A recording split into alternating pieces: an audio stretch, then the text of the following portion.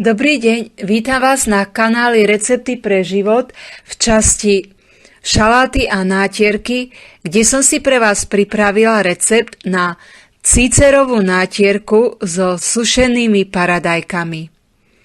Aké na ňu budeme potrebovať suroviny?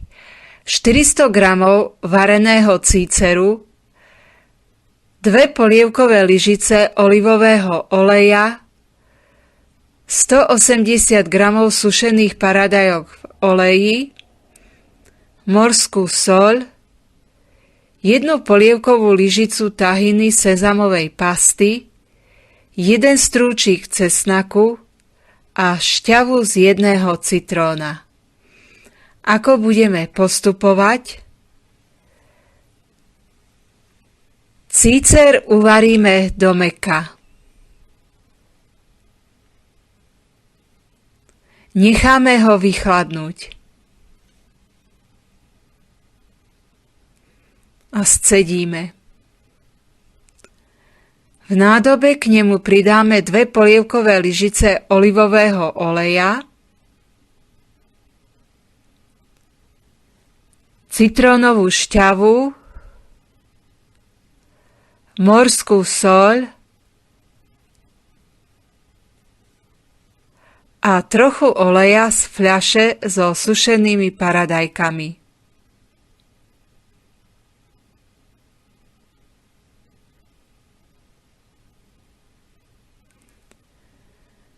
Tyčovým mixérom to rozmixujeme na hladkú hmotu.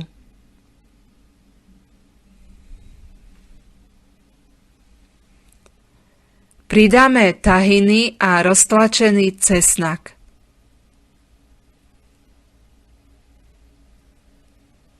Ešte mixujeme.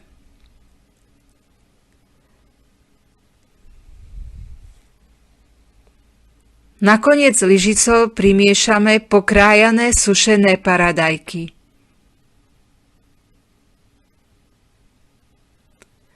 Nátierku preložíme do uzatvárateľnej nádoby a dáme ju do chladničky.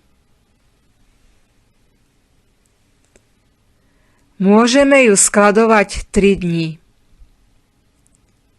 Natierame na chlebíky alebo na sojové rožky pokrájané na kolieska.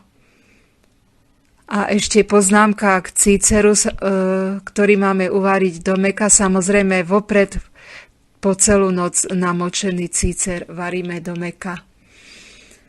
Ďakujem vám za pozretie celého videa, za lajky, za komentáre, za zdieľanie s priateľmi, za prihlásenie sa na odber a dovidenia pri niektorom ďalšom recepte.